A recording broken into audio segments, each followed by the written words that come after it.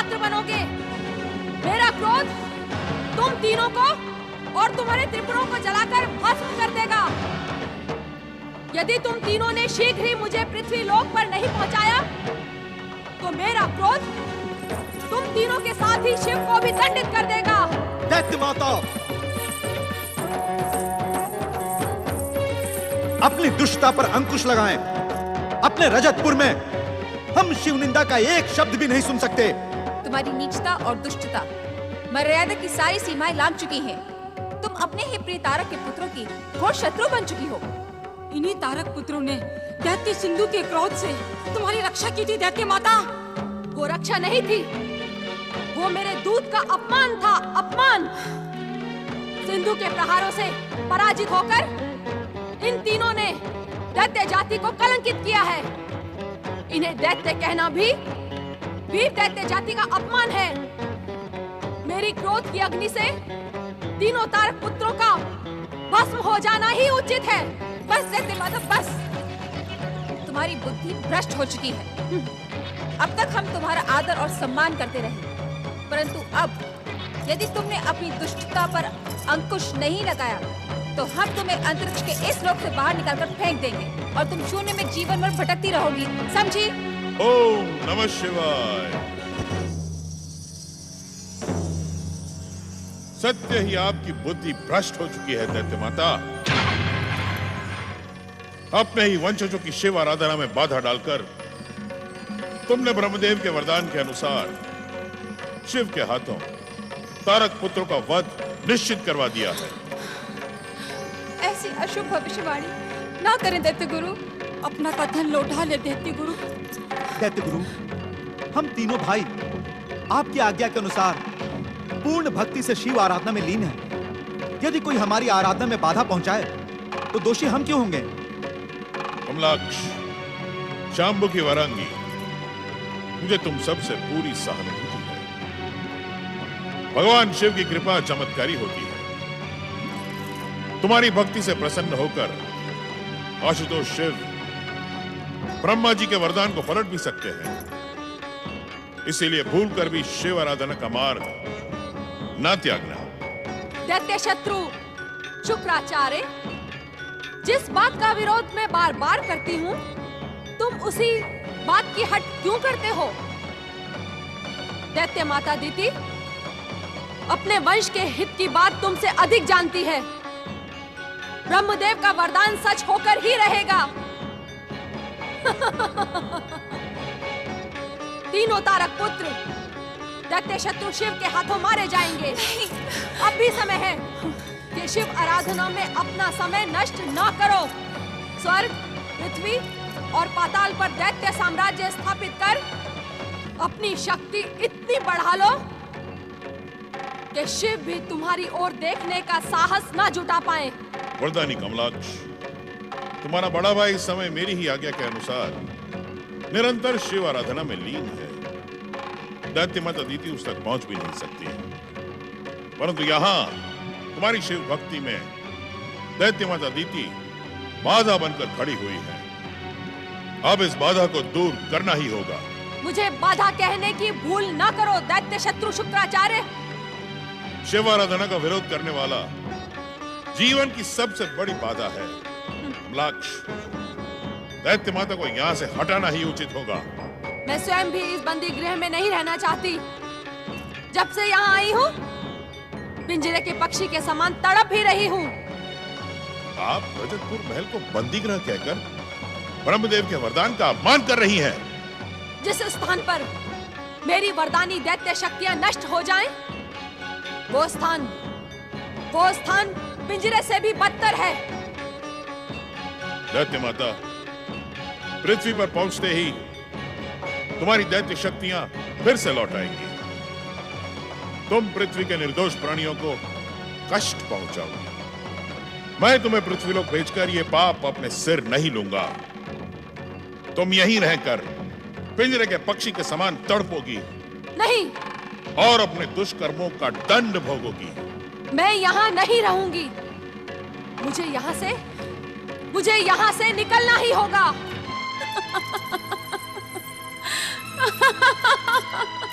दैत्य गुरु, दैत्य माता यहाँ रहना नहीं चाहती और पृथ्वी पर भेजना अनुचित है, तो क्यों ना इन्हें अंतरिक्ष के शून्य में धकेल दिया जाए।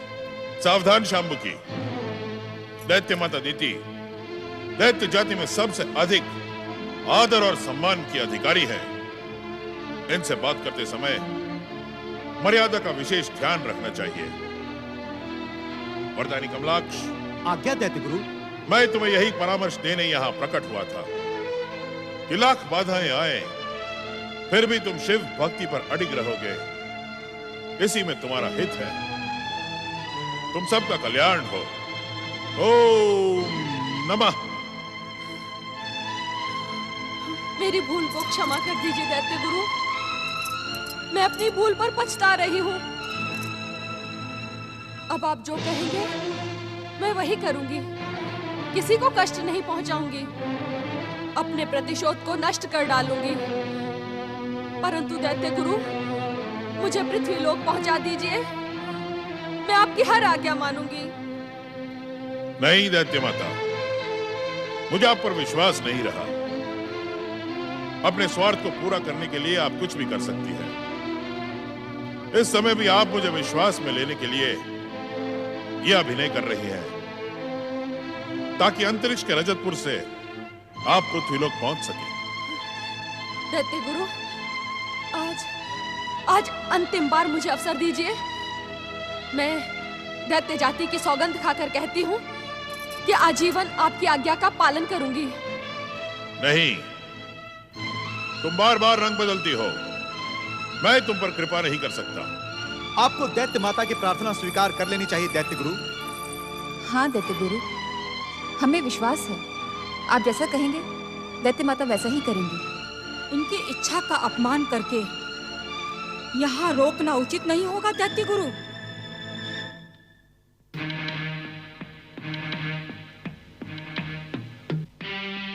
दैत्य माता अदिति, यदि आप मुझे एक वचन दे तो मैं आपकी प्रार्थना स्वीकार कर सकता हूँ। एक क्या, आप अनेक वचन ले लें दैत्य गुरु, परंतु मुझे पृथ्वी लोक पर पहुंचा दें। पृथ्वी लोक पर पहुंचकर आप किसी को कष्ट नहीं देंगी, किसी के प्रति दुष्ट शब्दों का प्रयोग नहीं करेंगी। मैं वचन देती हूँ, मैं ऐसा ही करूंगी।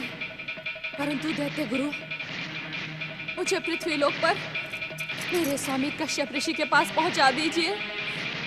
उनसे मिलने के लिए मेरा मन तड़प रहा है।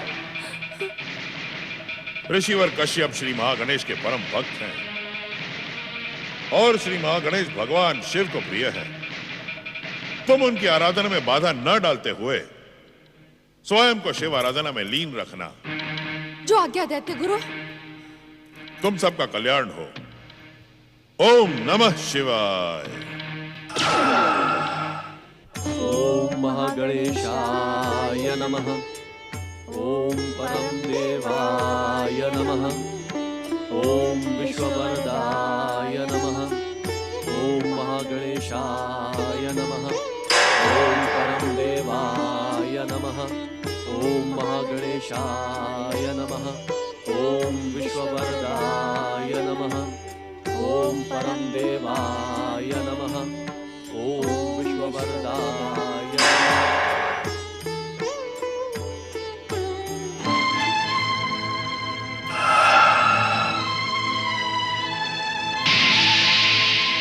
पृथ्वी लोक पर पहुंचकर आप किसी को कष्ट नहीं देंगी, किसी के प्रति दुष्ट शब्दों का प्रयोग नहीं करेंगी।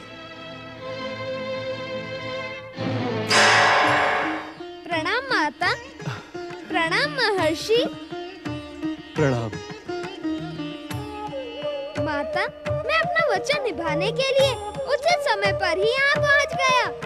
अब आप पूर्ण भक्ति के साथ परमदेव श्री महागणेश की आराधना कीजिए, परंतु सावधान भी रहिएगा। सावधान? मैं कुछ समझा नहीं मंगल मूर्ति।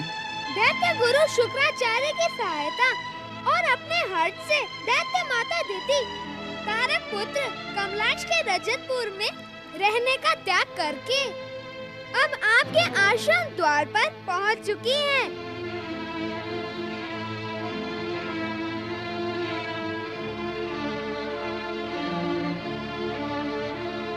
दैत्य माता दिति ने दैत्य गुरु शुक्राचार्य से सहायता पाने के लिए वचन दिया था कि आप वे किसी के प्रति दुष्ट शब्दों का प्रयोग नहीं करेंगी, किसी को भी कष्ट नहीं पहुंचाएंगी, अपने क्रोध और दुष्कर्मों का त्याग करके साध्वी की भांति यहाँ रहकर शिव आराधना करेंगी, है ना दैत्य माता? हाँ। श्री गणेश जो कुछ भी कह रहे हैं वो परम सत्य है। मैंने शिव आराधना के साथ पति सेवा करके अपना शेष जीवन बिताने का दृढ़ निश्चय कर लिया है। अब मैं बिल्कुल बदल गई हूँ अदिति। अब आप दोनों को मुझसे कोई कष्ट नहीं होगा। हाँ स्वामी। अब आप तीनों यहाँ के भक्ति में शांत वातावरण में आनंद से रहिए। मुझे माता पार्वती को दिया हुआ वचन भी तो निभाना है। प्रणाम प्रणाम। दिति, तुमने अपने मन के क्रोध, प्रतिशोध और स्वार्थ का त्याग कर दिया है। ये जानकर मुझे प्रसन्नता हुई। अब तुम अपना शेष जीवन भक्ति और आराधना में समर्पित कर पुण्य लाभ करो। अवश्य स्वामी। अरे दिति, तुम्हारा स्थान यहाँ है।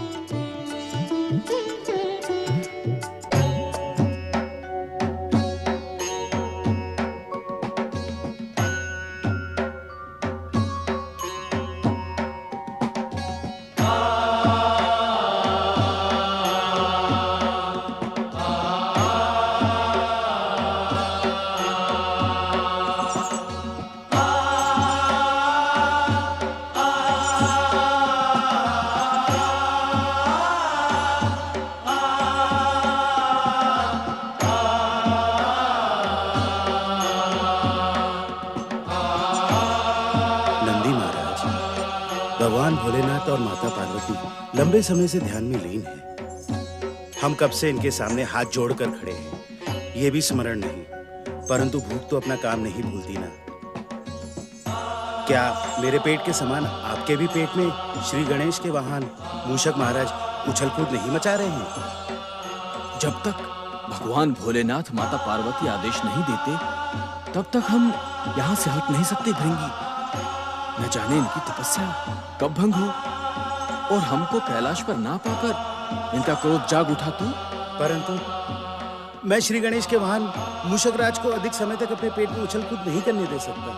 कुछ न कुछ तो करना ही पड़ेगा नंदी महाराज। भूखे रहना भी एक तपस्या है। हम ये तपस्या जब तक भोलेनाथ आज्ञा नहीं देंगे तब तक ही करते रहेंगे।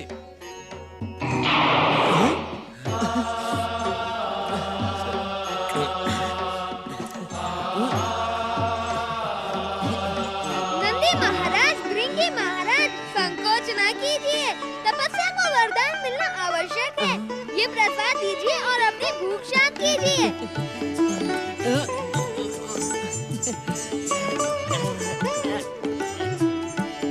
आप कितने दयालु हैं गौरी पुत्र, परंतु ये खाना क्या उचित होगा? मन मन भावे मुंडिया हिलावे। मन में तो लड्डू खाने के लिए लड्डू फूट रहे हैं। अब संकोच न करें, शीघ्र प्रसाद ग्रहण करें। यदि आप दोनों अपनी भूख को शांत नहीं करेंगे तो मेरे मूषक वाहन को कष्ट पहुंचेगा और मूषक को कष्ट पहुंचेगा तो मैं भी दुखी हो जाऊंगा।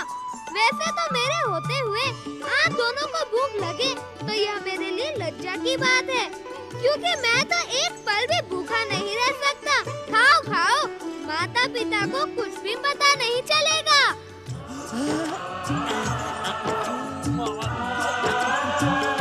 तुम दोनों की भूख देखकर मेरी भूख भी जाग गई है।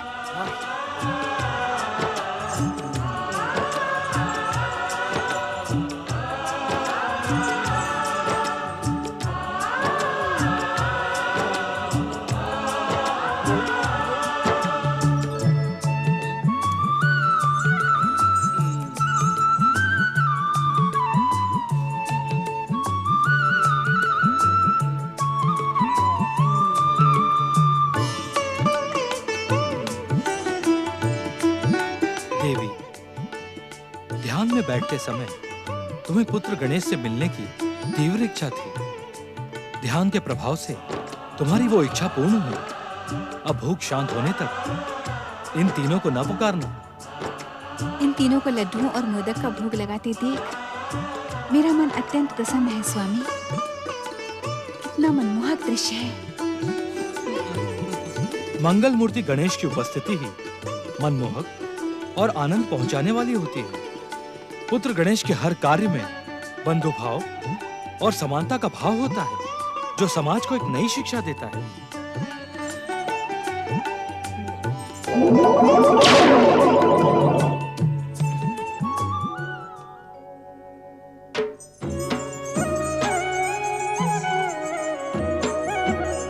कैलाशपति भगवान शिव और शक्ति स्वरूपा माता पार्वती की जय।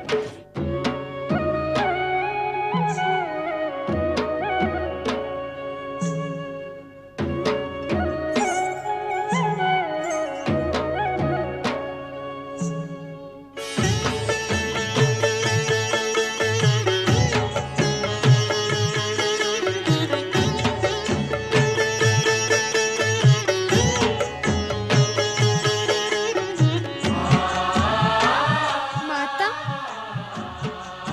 क्या आप अपने प्रिय पुत्र गणेश से रुष्ट हैं?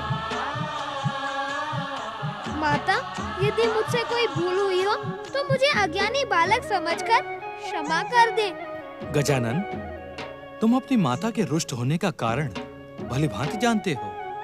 इतने समय तक तुम माता को बिना बताए कैलाश से अदृश्य रहे, तो क्या तुम्हारी माता तुमसे रूठेगी नहीं? आपकी ही कृपा से तो मुझे अपनी भूल का ज्ञान है पिताश्री, इसीलिए तो मैं क्षमा याचना कर रहा हूँ। क्षमा मांगने वाले को क्षमा करना संसार का नियम है, परंतु माता तो मुझसे इतनी अधिक रुष्ट है कि मुझे क्षमा ही नहीं करना चाहती। अब मैं क्या करूँ पिताश्री? क्या तुम्हारा अपराध क्षमा योग्य है पुत्र? माता, एक बार तुमने ही तो पिताश्री से कहा था कि तुम्हारा गणेश कुछ भी हो सकता है, परंतु अपराधी नहीं हो सकता। वह तो शुद्ध, बुद्ध और निर्दोष है। अपनी माता को सताने में तुम्हें बहुत आनंद आता है गणेश, इसलिए तुम माता को छोड़कर इधर उधर भटकते रहते हो। देवी पार्वती, हमारे गजानन जहाँ कहीं भी जाते हैं परोपकार और कल्याण की भावना लेकर ही जाते हैं। संसार के हित की बात इनके बार बार जाने का प्रमुख कारण है। देवी, अब तुम्हें पुत्र गणेश को क्षमा कर देना चाहिए। माता, मैं तुमसे पुनः क्षमा याचना करता हूँ। मैं तुम्हें तभी क्षमा करूंगी जब तुम मुझे एक वचन दोगे। कैसा वचन माता? मुझे वचन दो मंगल मूर्ति कि तुम मुझे अब छोड़कर कैलाश से कहीं नहीं जाओगे।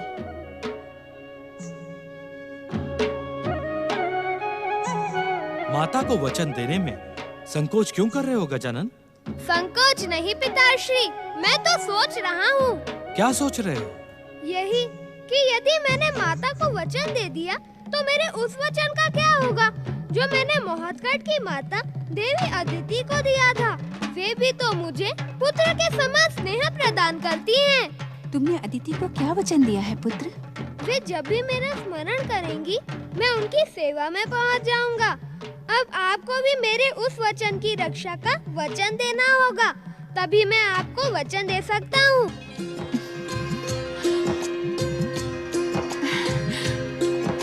मैंने तुम्हारे लिए ढेर सारे मोदक बना कर रखे हैं पुत्र, चलो। भगवान भोलेनाथ, माता पार्वती और मंगल मूर्ति श्री गणेश की जय। ओम महागणेशाय नमः। ओम परम देवाय नमः। ओम विश्ववरदाय नमः। ओम महागणेशाय नमः। ओम परम देवाय नमः। ओम विश्ववरदाय नमः। ओम महागणेशाय नमः। ओम परम देवाय नमः। ओम विश्ववरदाय नमः। ओम परम देवाय नमः। ओम विश्ववरदाय नमः। ओम महागणेशाय नमः। ओम परम देवाय नमः। नारायण नारायण नारायण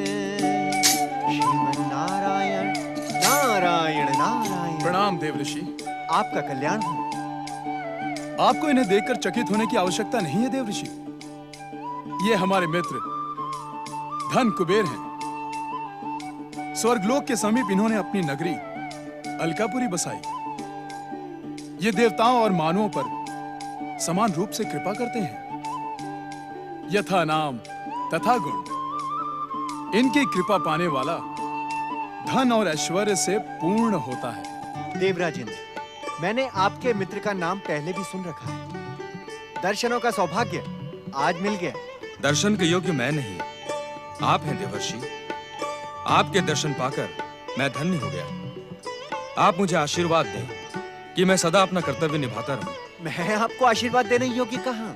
आपकी योग्यता से तो सारा संसार भली भांति परिचित है। यदि आप मुझे अपना आशीर्वाद न देना चाहें तो नहीं नहीं, आप तो इस संसार की समस्त शुभ शक्तियों के आशीर्वाद के पात्र हैं। आपको मेरे आशीर्वाद के स्थान पर अग्रपूज्य श्री गणेश का आशीर्वाद प्राप्त करना चाहिए। वे श्री महागणेश के अवतार हैं। उन्हीं की कृपा से आप अपना कर्तव्य निभाने में सफल रहेंगे। देव ऋषि, अग्र पूज्य श्री गणेश कहाँ हैं? कैलाश पर, माता पार्वती के पास। आप कैलाश जाकर पहले भगवान शिव और माता पार्वती और फिर श्री मंगल मूर्ति के दर्शन करें। मित्र कुबेर, देव ऋषि का परामर्श मानकर आप कैलाश की ओर जाएं। मैं स्वर्ग की ओर प्रस्थान करता हूं। नारायण नारायण। देवराज इंद्र, आपको स्वर्ग लोक में ऐसा कौन सा उचित कार्य आ पड़ा कि आप भगवान शिव, माता पार्वती और श्री गणेश के दर्शनों से मुंह मोड़ रहे हैं? देव ऋषि, कभी कभी तो अवसर देख लिया कीजिए। क्या मुझे अपमानित करना ही आपके जीवन का एकमात्र उद्देश्य है? देवराज इंद्र, मेरे साधारण से प्रश्न ने आपको अपमानित कैसे कर दिया? मैं आपके साधारण से प्रश्न और कई अर्थों वाली भाषा को भली भांति जानता हूँ। कई अर्थों वाली भाषा? नारायण नारायण। आप देवराज इंद्र, आप सत्य क्यों नहीं कहते कि इस समय स्वर्ग पर कोई संकट नहीं है और आपको कैलाश जाकर कुछ भी प्राप्त नहीं होगा? प्राप्त तो मुझे तब भी नहीं होता देव ऋषि, जब स्वर्ग पर संकट आता है। प्राप्त तो सदा मुझे अपने पुरुषार्थ से करना होता है। धन्य है आपका पुरुषार्थ। मैं तो आपके पुरुषार्थ के चमत्कार कई बार देख चुका हूँ देवराज इंद्र। पहले तारकासुर, फिर देवांतक, नरांतक और अब सिंधु। ये तो सब आपके ही पुरुषार्थ से। नारायण नारायण। आप मेरे मित्र के सामने मेरा अपमान कर रहे हैं देव ऋषि। देवराज, यदि आपको कैलाश जाने का परामर्श देना आपका अपमान है, तो फिर यह समस्त संसार सुने कि मैं आपका अपमान कर रहा हूँ। देवराज, आप व्यर्थ क्रोधित हो रहे हैं। गुरु और ऋषि का परामर्श स्वीकार करना हर प्राणी का कर्तव्य होता है। यदि आपको कोई आवश्यक कार्य न हो तो आप भी हमारे साथ कैलाश चलें। आवश्यक कार्य न होने पर भी मैं कैलाश नहीं जाऊंगा देव ऋषि। मैं समय आने पर सिद्ध कर दूंगा कि स्वर्गाधिपति देवराजेंद्र का पुरुषार्थ किसी भी संकट का सामना करने में सक्षम है। नारायण नारायण। देव ऋषि, यह बात मेरे को समझ में नहीं आई। देवराज ने मुझे स्वयं गगन विहार के लिए बुलाया और स्वयं ही मुझे छोड़कर चले गए। धन कुबेर, आपके मित्र देवराज इंद्र पहले भी कई बार श्री महागणेश, श्री गणेश और भगवान शिव की उपेक्षा कर चुके हैं और इसका परिणाम बार बार उन्हें भुगतना भी पड़ता है। किंतु पिछली बातों से सीख लेना आपके मित्र के स्वभाव में नहीं है। वे बार बार भूल करते हैं और बार बार उन्हें स्वर्ग से वंचित होना पड़ता है। ना जाने इस बार क्या होगा। नारायण नारायण।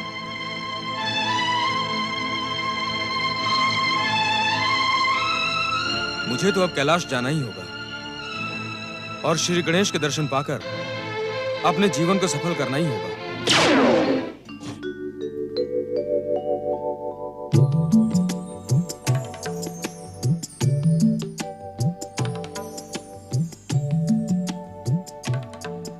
पति परमेश्वराय नमो नमः।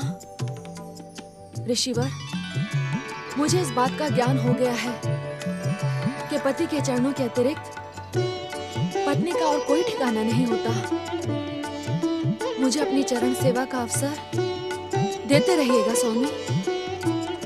मेरी पिछली भूलों को क्षमा कर दीजिएगा स्वामी, क्षमा कर दीजिए। तुम्हारा ये बदला रूप देखकर मैं पिछला सब कुछ भूल चुका हूँ दीदी। अब तुम हमारे साथ आनंद पूर्वक रहो। हाँ दीदी, तुम्हें अब किसी प्रकार की चिंता करने की आवश्यकता नहीं है। तुम सुखपूर्वक यहाँ रहो। मैं सेविका के समान तुम्हारी सेवा करूंगी। तुम्हें किसी प्रकार का कष्ट नहीं होने दूंगी। मेरे स्वामी को लंबे समय तक वश में रखने वाली दुष्टा, अब मैं तेरा ही नाटक करके इनकी स्वामिनी बन जाऊंगी और तुझे दूध की मक्खी के समान बाहर निकाल फेंकूंगी। अब इन पर मेरा एक अधिकार रहेगा। क्या सोचने लगी दीदी? यही कि इस संसार में मुझसे अधिक मूर्ख और कौन हो सकता है जो तुम्हारे समान प्रेम करने वाली बहन को पहचान ना सके। पति के चरणों की उपेक्षा करके हर एक के जीवन में विष घोलती रही। मुझे तो जीवित रहने का भी अधिकार नहीं है दीदी, अधिकार नहीं है। दीदी, यदि भूल स्वीकार ली जाए तो भूल भूल नहीं रह जाती, भविष्य का आदर्श बन जाती है। अदिति दीदी,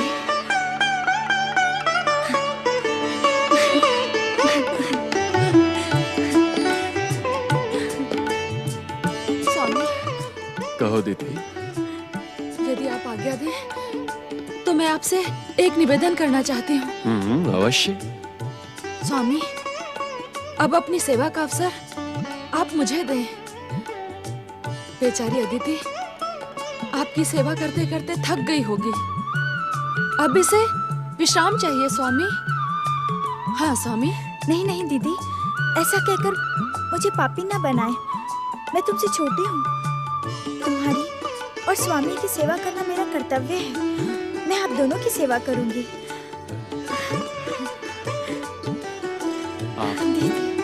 धन्य है परम देव श्री महागणेश, आपकी लीला धन्य है। आपकी कृपा पाने के लिए असंभव भी संभव हो जाता है। आपकी जय हो परम देव श्री महागणेश, आपकी जय हो, जय हो।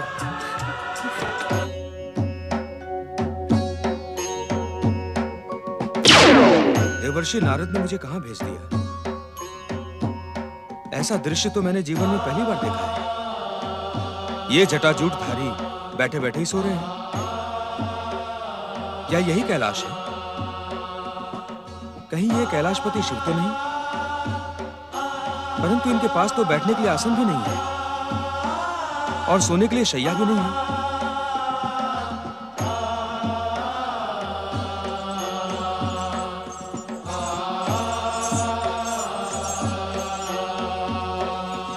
तुम दोनों विचित्र प्राणी कौन हो? और तुम्हारे सिर पर ये पशुओं के समान सिंह क्यों निकले हैं? पहले तुम ये बताओ कि तुम कौन हो और कहां से आए हो, और आते ही तुमने हमारे भोलेनाथ का अपमान क्यों किया? अपमान? कैसा अपमान? मैंने किसी का अपमान नहीं किया। ये बैठे सो रहे हैं तो इनसे बात करने का प्रश्न ही नहीं उठता, और जब बात ही नहीं की तो अपमान कैसे हो गया? तुम मूर्ख नगरी के राजा मंदबुद्धि तो नहीं हो? भोलेनाथ बैठे बैठे सो नहीं रहे हैं, ध्यान में लीन हैं। कैलाश में जो भी व्यक्ति आता है वो सबसे पहले भगवान शिव को प्रणाम करके उनकी जय जयकार करता है, परंतु तुमने ऐसा कुछ भी नहीं किया। ये भगवान शिव का अपमान नहीं तो और क्या है? देखो विचित्र प्राणी, मैं यहाँ श्री महागणेश के अवतार श्री गणेश के दर्शन करने आया हूँ। मुझे शिव के दर्शनों से कोई लेना देना नहीं है। मुझे विचित्र प्राणी कहकर बार बार मेरा अपमान क्यों कर रहे हो मूर्खराज? बिना भोलेनाथ को प्रणाम किए न श्री गणेश के न माता पार्वती के दर्शन होंगे। तुरंत भगवान शिव के प्रति सम्मान प्रकट करो, अन्यथा। अरे अरे, तुम दोनों तो रुष्ट हो गए। मैं तो ये कह रहा था कि मुझे श्री गणेश के दर्शन करने हैं। अगर तुम दोनों मुझे श्री गणेश के दर्शन करवा दो, मैं तुम दोनों को प्रसन्न कर दूंगा। श्री गणेश के दर्शन करवाने के लिए मैं तुम्हें ये मूल्यवान भेंट देना चाहता हूँ।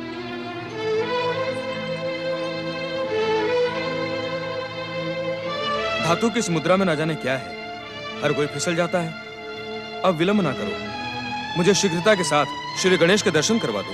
दुष्ट मूर्ख, तू भगवान भोलेनाथ के गणों को मुद्रा का लोभ दिखाता है। हाँ? ये देखो।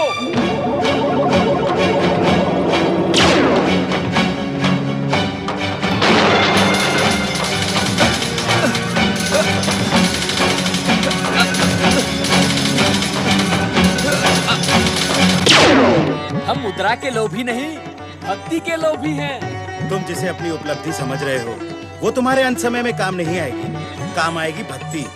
अभी भी समय है, भगवान शिव को प्रणाम करके अपना जीवन धन्य कर लो। जिस उद्देश्य से मैं यहाँ आया हूँ उसे पूरा करना मेरा कर्तव्य है। मेरा उद्देश्य श्री गणेश के दर्शन करना है। मैं किसी और को नमन नहीं करूंगा। दूर हो जा मेरी दृष्टि से। भृंगी महाराज, हमें दृष्टि से दूर करने वाले को अब दंडित करना ही होगा। क्यों ना हम इसे संसार की दृष्टि से ही दूर कर दे नंदी महाराज।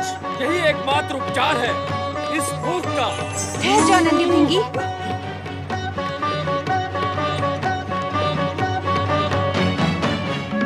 कैलाश पर पधारे अतिथि को इस प्रकार दंडित करना मर्यादा के विरुद्ध है।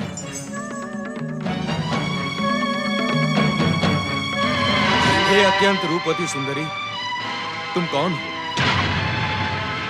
इतनी सुंदर स्त्री तो मैंने स्वर्ग से लेकर अलकापुरी में भी नहीं देखी। धन्य है देवर्षि जिन्होंने मुझे यहाँ भेज दिया, नहीं तो मेरा जीवन व्यर्थ चला जाता।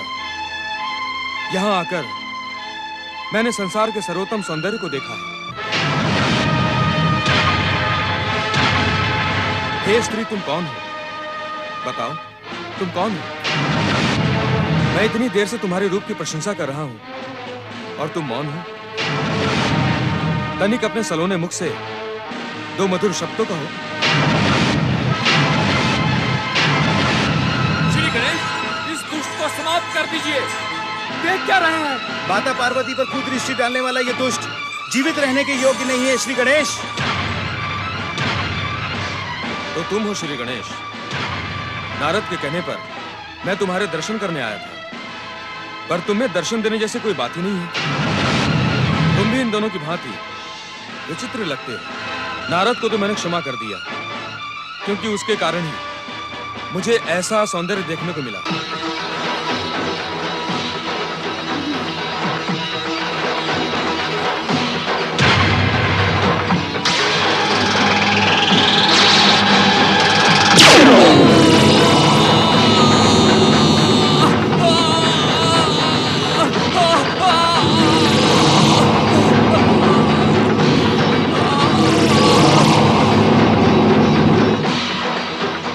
मुझे क्षमा कर दे माता, मुझे क्षमा कर दे। मुझसे बहुत भयानक भूल हो गई। जिन्हें माता का सम्मान देना चाहिए था, मैंने उन पर कुदृष्टि डाली माता। यज्ञदत्त के पुत्र धन कुबेर, तुमने मुझे माता के रूप में आदर देकर कृपा तो प्राप्त कर ली, परंतु मेरी क्रोधाग्नि से तुम्हारी बाईं आंख फूट गई। अब तुम एक ही नेत्र से संसार को देखो और स्वयं को शिव भक्ति में समर्पित कर दो।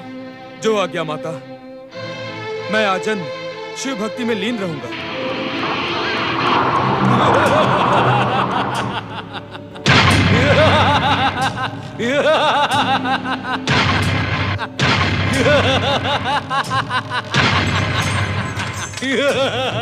देवर्षि नारद के कहने पर तुम मेरे दर्शन करने के लिए आए थे। तुमने तो मेरे दर्शन ही नहीं किए। मेरी माता का हृदय बड़ा कोमल है, वे शीघ्र ही कृपा कर देती हैं। परंतु मैं तो तुम्हारी दुष्टता को अवश्य दंडित करूंगा। नहीं नहीं श्री गणेश, मुझे क्षमा कर दे, मुझसे भूल हो गई। भूल यदि दंडित न हो तो वह सुधरती नहीं। अब मेरी भी एक समस्या है। जब मेरे हाथ में यह अंकुश होता है तो मुझे कुछ न कुछ करना ही पड़ता है।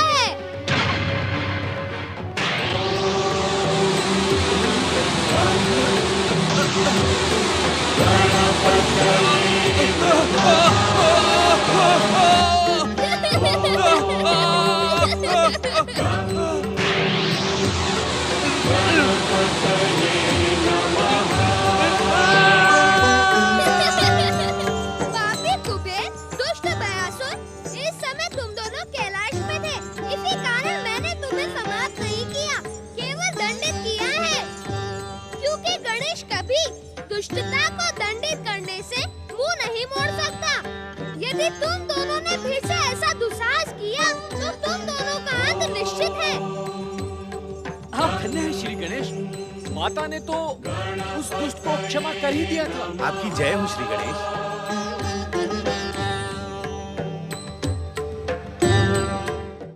दुख हरता ये है सुखदाता।